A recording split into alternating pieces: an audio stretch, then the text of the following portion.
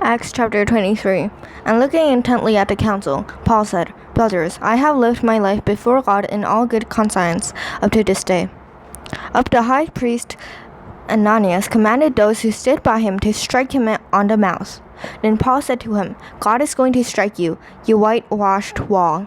Are you sitting to judge me according to the law, and yet contrary to the law you order me to be struck? Those who stood by said, Would you revile God's high priest? And Paul said, I did not know, brothers, that he was our high priest. For it is written, You shall not speak evil of a ruler of your people. Now when Paul perceived that one part Sadducees and the other Pharisees, he cried out in the council, Brothers, I am a Pharisee, a son of Pharisees. It is with respect to the hope and the resurrection of the dead that I am on trial. And when he had said this, a dissension arose between the Pharisees and the Sadducees, and the assembly was divided. For the Sadducees say that there is no resurrection, nor angel, nor spirit, but the Pharisees acknowledge them all. Then a great clamor arose, and some of the scribes of the Pharisees' party stood up and contended sharply. We find nothing wrong in this man. What if a spirit or an angel spoke to him?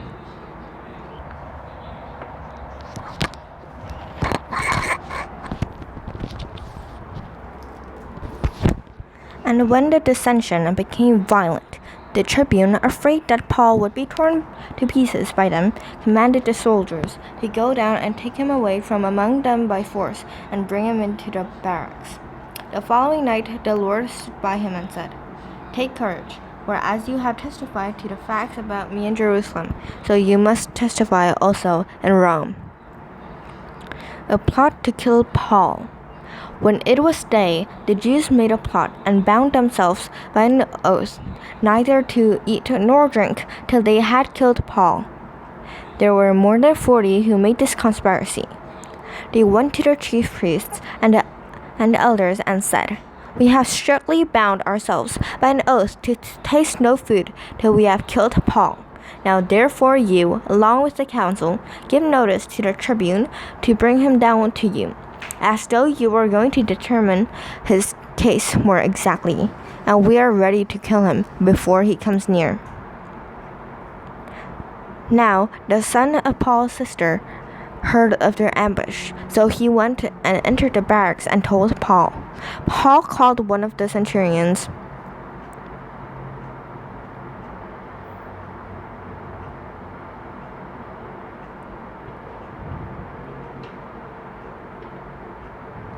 Paul called one of the centurions and said, Take this young man to the tribune, for he has something to tell him. So he took him and brought him to the tribune and said, Paul the prisoner called me and asked me to bring this young man to you, as he has something to say to you. The tribune took him by the hand, and going aside asked him privately, What is that you have to tell me? And he said, The Jews have agreed to ask you to bring Paul down to the council tomorrow, as though they were going to inquire somewhat more closely about him.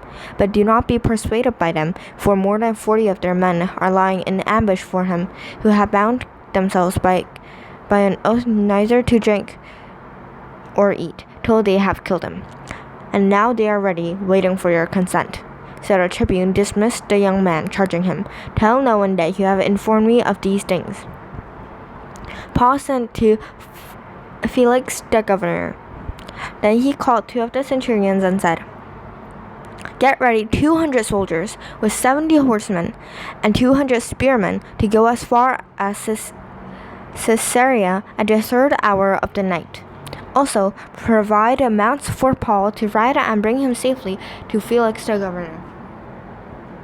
And he wrote a letter to this effect. Claudius Lysias, to His Excellency the Governor Felix, greetings. This man was seized by the Jews and was about to be killed by them when I came upon them with the soldiers and rescued him, having learned that he was a Roman citizen, and desiring to know the charge for which they were accusing him. I brought him down to their council. I found that he was being accused about questions of their law, but charged with nothing deserving death or imprisonment.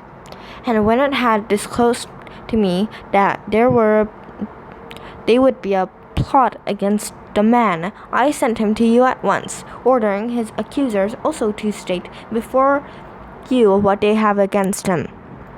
So the soldiers, according to their instructions, took Paul and brought him by night to Antipatris.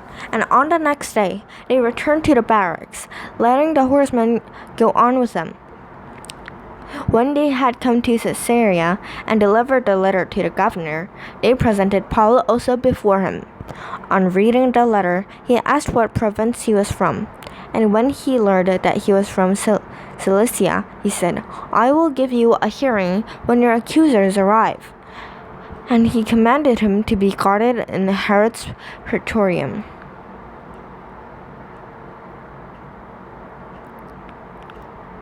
Acts chapter 24, ESV. Paul before Felix at Caesarea. And after 5 days, the priest Ananias came down with some elders and a spokesman, one Tertullus. They laid before the governor their case against Paul, and when he had been summoned, Tertullus began to accuse him, saying, Since through you we enjoy much peace, and since by your foresight, most excellent Felix, reforms are being made for this nation, in every way and everywhere we accept this with all gratitude.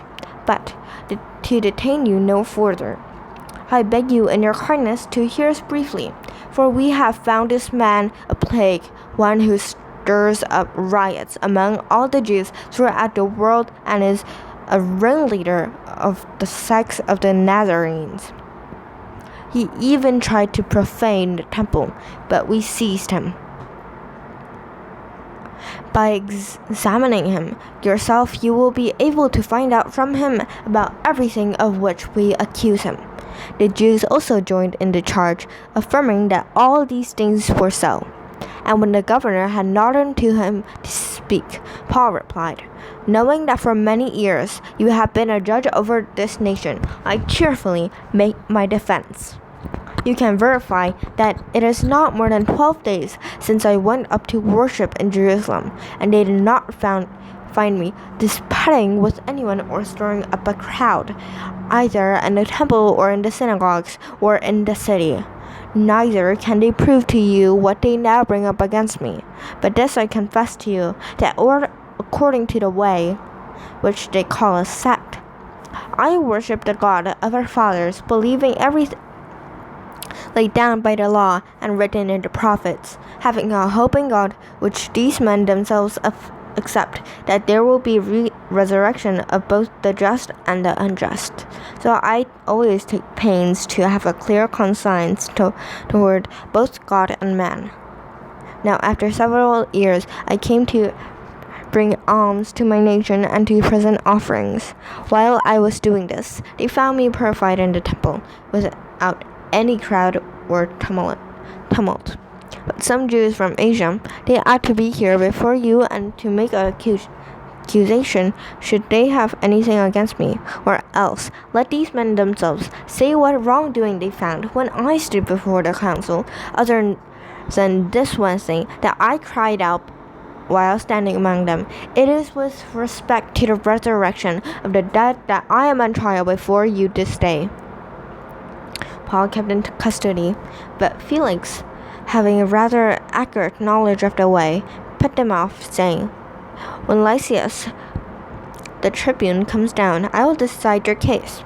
Then he gave orders to the centurion that he should be kept in custody, but have some liberty, and that none of his friends should be prevented from attending to his needs.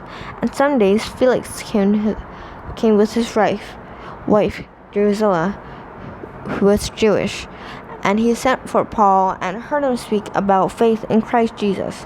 And as he reasoned about righteousness and self-control and the coming judgment, Felix was alarmed and said, Go away for the present. When I get an opportunity, I will summon you. At the same time, he hoped that money would be given him by Paul, so he sent for him often and conversed with him. When 2 years had elapsed, Felix was succeeded by Porcius Festus, and desiring to do the Jews a favor, Felix left Paul in prison. I'm done.